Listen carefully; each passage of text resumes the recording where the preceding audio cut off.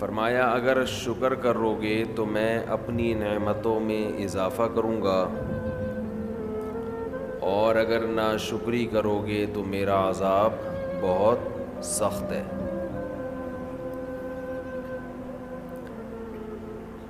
شکر جو ہے یہ صرف دنیاوی نعمتوں پر نہیں ہوتا۔ اللہ نے آپ کو صحت دی، مال دیا، عافیت والی زندگی دی، صرف اس پہ شکر نہیں ہے۔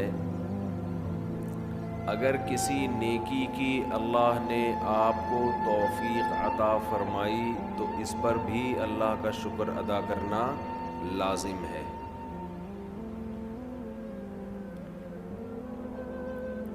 رمضان میں سب سے بڑا اللہ کا احسان یہ ہے کہ اللہ آپ کو فرض روزے پورے کرنے کی توفیق دے دے۔ یہ بہت بڑا انعام ہے۔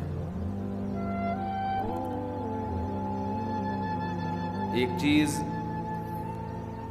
جو میں لوگوں میں نوٹ کرتا ہوں، غور کرتا ہوں، جن لوگوں کو روزے رکھنے کی توفیق ملتی ہے وہ چونکہ عادی ہوتے ہیں، ہر سال رکھ رہے ہوتے ہیں، تو وہ روزوں کو روٹین کا ایک حصہ سمجھتے ہیں، اور جو اس نعمت پر ان کو احساس ہونا چاہیے کہ اللہ نے ہم سے کتنا بڑا کام لیا، وہ احساس ان کو نہیں ہوتا۔ جب اللہ آپ کو کوئی بڑی نعمت دیتا ہے تو اللہ بھی یہ چاہتا ہے کہ یہ اس نعمت پر خوش ہوں۔ کسی نے آپ کو بہت بڑا گفٹ دیا، آپ نے ایسے لے کے سائڈ پہ رکھ دیا، دیکھا بھی نہیں اس کو، تو یہ دینے والے کی بھی بے اکرامی ہے۔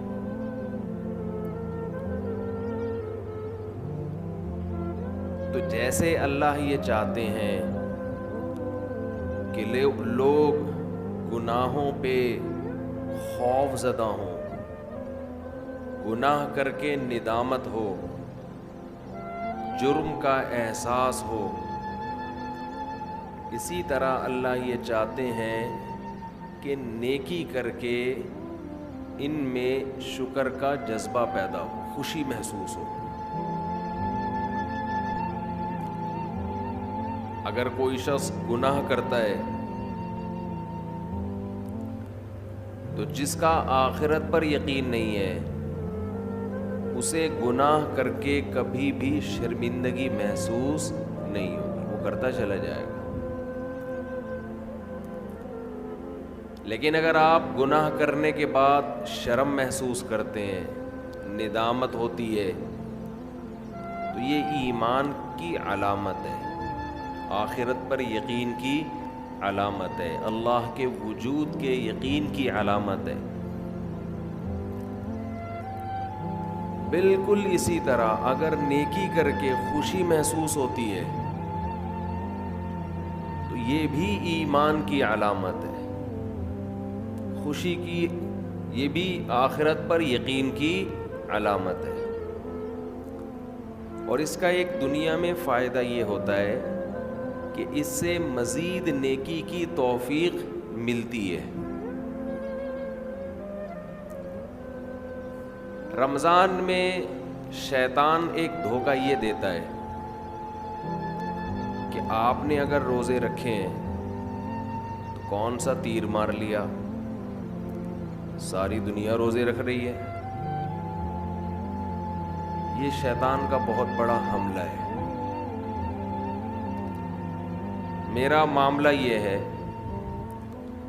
الحمدللہ ہم سب روزے رکھتے آ رہے ہیں بچپن سے ہی، جب سے بلوغت کی دہلیز پہ قدم رکھا ہمارے گھر میں روزے کا معمول تھا، روزہ چھوڑنے کا تصور ہی نہیں تھا، اب بھی نہیں ہے، پہلے بھی نہیں تھا، تو رکھتے آ رہے ہیں بچپن سے، بلکہ جب بالغ نہیں تھے اس وقت بھی رکھتے تھے، ہمارے بچے اب بھی رکھ لیتے ہیں، منع کرنا پڑتا ہے کہ بھائی نہیں رکھو، بچوں کو تو شوق ہوتا ہے کہ رکھنا ہے، تو الحمدللہ معمول ہے، لیکن اس کے باوجود میں یہ سوچتا ہوں کہ اے اللہ، میرے جیسے نالائق کو تو نے یہ توفیق دے دی کہ میں رمضان کے روزے رکھ رہا ہوں، یہ تیرا مجھ پہ بہت بڑا احسان ہے۔ انسان یہ سمجھے اپنے بارے میں کہ صرف میں ہی گویا رکھ رہا ہوں، مجھے باقیوں سے غرض نہیں ہے وہ کیا کر رہے ہیں، میرے اوپر تو بڑا احسان ہے اللہ کا۔ ہم تو نالائق ہیں بھائی، عام دنوں میں ایک روزہ رکھنے سے پہلے 10 دفعہ سوچتا ہے انسان کل رکھوں کہ نہیں رکھوں۔ رکھتا ہے تو ایسا سمجھتا ہے جیسے آج ہم نے بہت بڑا تیر مار لیا کوئی، اور رمضان آتا ہے، ہم جیسے مجھ جیسے نالائق کو اللہ توفیق دے دیتا ہے 29 یا 30 روزے رکھنے کی۔ 30 کی تو 15 سال ہو گئے، کوئی رپورٹ ہے ہی نہیں، 29 ہی ہوتے ہیں پاکستان میں۔ 29 روزے رکھنے کی اللہ ہم جیسے نالائقوں کو توفیق دے دے، تو بھائی میں تو اپنا معاملہ اللہ سے دیکھتا ہوں کہ مجھ سے تو نے اتنی بڑی نیکی کروا لی، مجھے کیا پتا بھائی قدیر بھائی کیا کر رہے ہیں، شاکر بھائی کیا کر رہے ہیں، رفیع بھائی ہیں، یہ تو روزہ رکھ کے پتہ ہی فرق ہی نہیں پڑتا ماشاءاللہ، روزے میں بھی ایسے ایسے گھوم رہے ہوں گے یوں یوں کر کے، آپ دیکھ لیں کبھی ان کو آ کے روزہ رکھ کے نا عصر کے وقت سب مرجھائے ہوئے ہوتے ہیں۔ کراچی میں جیسی گرمی ابھی شروع ہو گئی ہے تو رفیع بھائی نہیں ماشاءاللہ مرجھائے ہوئے ہوتے ہیں، ان کو پتہ نہیں کچھ اللہ نے الگ سے کوئی انرجی دی ہے، رکھتے ہیں، آپ بدگمان نہ ہو بعض دفعہ انسان اتنا فریش ہوتا ہے کہ لوگ سمجھتے ہیں کہ اس کا ہے ہی نہیں، یہ ہمیں یقین ہے کہ رکھتے ہیں۔ تو میں تو یہ دیکھتا ہوں کہ میرے جیسے نالائق کو اللہ نے توفیق دی، میں تو اس پہ خوش ہوں، میں تو اس پہ خوش ہوں کہ ہم جیسے تیسے ہیں، جتنے مرضی نالائق ہوں، وہ بھائی ایک روزہ نہیں، 2 نہیں، 3 نہیں، 4 نہیں، 5 نہیں، 6 نہیں، 7 نہیں، 8 نہیں، اللہ نے کتنے روزے ہم سے رکھوا لیے۔ تو ایک دل میں راحت محسوس ہوتی ہے، خوشی محسوس ہوتی ہے۔ ہاں تھوڑا سا یہ خوف بھی ہونا چاہیے، تھوڑا سا، کہ ایسا نہ ہو کہ ہماری کسی بدعملی سے اجر ضائع ہو جائے، یہ خوف بھی ضروری ہے، یہ خوف بھی، تاکہ اترائے نہیں انسان۔ لیکن اصل تو یہ ہے کہ یہ کیا ہے، نعمت ہے۔ ہمارے نبی صلی اللہ علیہ وسلم سے بھی ثابت ہے، ہمارے نبی اپنے آپ کو موٹیویٹ کرتے تھے روزہ رکھ کے، اپنے آپ کو موٹیویٹ کر رہے ہیں، اپنی حوصلہ افزائی کر رہے ہیں۔ کیسے حوصلہ افزائی؟ جب آپ صلی اللہ علیہ وسلم روزہ افطار کر لیتے، کیسے انسان کو خوشی محسوس ہوتی ہے نا۔ آج خوشی اس لیے نہیں ہو رہی کہ سحری میں 3 پراٹھے پھوڑے ہوئے ہوتے ہیں، پھینیاں کھجلے کھائے ہوئے ہوتے ہیں، بھوک ہی نہیں لگ رہی ہوتی۔ وہ تہ جو بیٹھنا شروع ہوتی ہے عصر مغرب میں جا کے، تو وہ جو ڈکاریں، اکثر لوگ مجھ سے رمضان میں یہ پوچھ رہے تھے کھٹی ڈکاریں نگلنے سے روزہ تو نہیں ٹوٹتا؟ ایسا لگتا ہے ہر آدمی کھٹی ڈکاریں ہی نگل رہا ہے سارا دن بیٹھ کے، کیونکہ ہر آدمی یہ مسئلہ پوچھ رہا ہوتا ہے کھٹی ڈکاریں نگلنے سے روزہ تو نہیں ٹوٹتا۔ ابے بھائی تو کیا ڈکاروں کے علاوہ اور کوئی کام نہیں ہے کیا؟ بہرحال یہ تو میں ایسے ہی کہہ رہا ہوں، لیکن جتنا مرضی 3 یا 4 بھی کھا لو تو بھی بہرحال انسان ایک مجاہدہ کرتا ہے، تبھی تو دنیا پرست آدمی ایک روزہ بھی نہیں رکھتا۔ ہٹے کٹے لوگ دیکھے ہم نے، ڈاکٹروں نے ان کو کہا ہوا بھی ہے کہ تم نہیں کھاؤ، تمہارے لیے کھانے کے علاوہ دنیا کا ہر کام تم پہ سوٹ کرتا ہے، پھر بھی روزہ نہیں رکھتے. ان سے نہیں رہا جاتا 2-4 گھنٹے بھی کچھ کھائے پیے بغیر. ان کو چائے چاہیے, ان کو گٹکا چاہیے, ان کو پان چاہیے, ان کو نسوار چاہیے, ان کو روٹی چاہیے, ان کو کچھ نہ کچھ جانوروں کی طرح جگالی کرنے کے لیے چاہیے کہ منہ گھومتا رہے ان کا. ہے روزہ خور, آپ دیکھ لو, کھا رہے ہیں, ان سے نہیں برداشت ہوتا. گھر میں سب کا روزہ ہوتا ہے, بوڑھوں نے رکھا ہوا ہوتا ہے. لوگ ہمیں آ کے بتاتے ہیں سب کا روزہ ہے, ایک نالائق بیٹا ہے, ہٹا کٹا جوان, اس سے نہیں رکھا جاتا. گھر میں نحوست کا ذریعہ بنا ہوا ہے.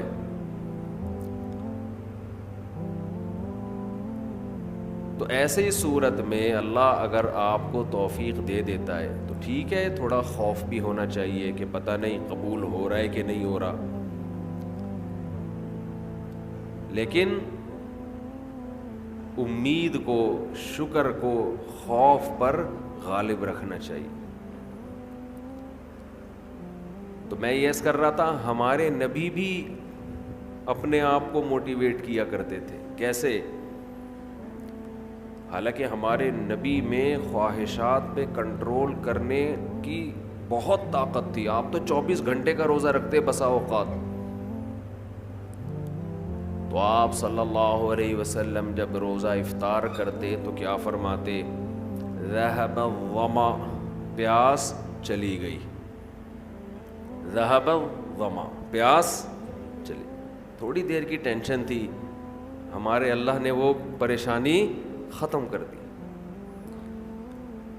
وَبَتَلَّتِ الْعُرُوقُ, رگیں تر ہو گئیں. جو خشکی جسم میں تھی, چہرے پہ انسان کے خشکی پیدا ہو جاتی ہے نا, تو آپ صلی اللہ علیہ وسلم فرماتے ابتلت العروق, رگیں تر ہو گئیں. یہ دنیاوی ٹینشن جو تھوڑی دیر کی تھی یہ بھی اللہ نے ختم کر دی. وَثَبَتَ الْأَجْرُ إِن شَاءَ اللَّهُ, اور اللہ نے چاہا تو اجر ہمارے نام اعمال میں لکھ دیا گیا. یعنی یہ ہمارے لیے کتنی خوشی کی بات ہے کہ ہمارے رب نے ایک نیکی ہم سے کروا کے جو پریشانی تھی وہ بھی ختم کر دی, اور نیکی کا ثواب ہمیشہ کے لیے ہمارے اعمال میں درج کر دیا. جب انسان گناہ کرتا ہے تھوڑی دیر کی لذت حاصل ہوتی ہے, یہ لذت تھوڑی دیر بعد ختم, اور نحوست اور گناہ اور اس کا عذاب آپ کے اعمال میں ہمیشہ کے لیے لکھ دیا گیا. ایسا ہوتا ہے کہ نہیں ہوتا؟ بد نظری ہے, انٹرنیٹ پر کوئی فحش چیز دیکھ رہے ہو, زنا کر رہے ہو, کچھ حرام کھا رہے ہو, تھوڑی دیر کا گناہ ہے, لذت تھوڑی دیر کی ہے, مزہ تھوڑی دیر کا. کوئی گناہ ایسا نہیں ہے جس میں ہمیشہ کا مزہ ہو. اللہ نے انسان کی خواہشات کو محدود اور صلاحیتیں بھی محدود. جو لوگ جوانی میں زنا کرتے ہیں, 1 بار کریں گے, 2 بار کریں گے, ان کو زنا میں بھی لذت نہیں رہتی, پھر وہ عادت پڑ جاتی ہے حرام کی, گند میں منہ مارنے کی, لیکن وہ لذت نہیں رہتی. اور جب عمر آہستہ آہستہ بڑھتی ہے, بڑھاپا آتا ہے, تو ٹھڑک باقی رہ جاتی ہے, زنا کرنے کی طاقت ختم, مچلتا رہتا ہے ہر وقت, سسکیاں لیتا رہتا ہے, ٹینشن ساری زندگی کی. لیکن طاقت کیا ہو گئی؟ خوب سمجھ لیں, جو جوانی میں زنا کرتا ہے خوب سمجھ لے, بڑھاپے میں زنا کا جذبہ کبھی بھی ختم, بول لینا, نہیں ہوتا. اس خوش فہمی میں نہ رہنا کہ ہم جوانی میں زنا کر رہے ہیں تو بڑھاپے میں خود ہی چھوٹ جائے گا. نا نا نا نا نا نا نا, یہ بہت بڑی بھول ہے. زنا کا شوق بڑھاپے میں, اگر جوانی میں نہیں چھوڑا زنا تو بڑھاپے میں یہ شوق ختم نہیں ہوتا. اب خود سوچو, ایک چیز کا شوق باقی ہے لیکن اس کی طاقت ختم ہو گئی, تو کس قدر ٹینشن ہے, کس قدر عذاب ہے یہ. جن لوگوں کو جوانی میں لڑکوں سے بدفعلی کی عادت ہو، خوب سمجھ لو بڑھاپے میں یہ عادت کم نہیں ہوتی بلکہ بڑھتی ہے، لیکن برائی کی طاقت ختم ہو جاتی ہے۔ ایسے لوگوں کا بڑھاپا جوانوں سے زیادہ بدتر گزرتا ہے، بہت خطرناک۔ اللہ نے بڑھاپے میں یہ خاصیت رکھی ہے کہ جو چیز آپ میں جوانی میں ہوتی ہے، جو چاہتیں بڑھاپے میں وہ کم ہونے کے بجائے بڑھتی ہیں۔ سمجھ رہے ہیں کہ نہیں سمجھ رہے؟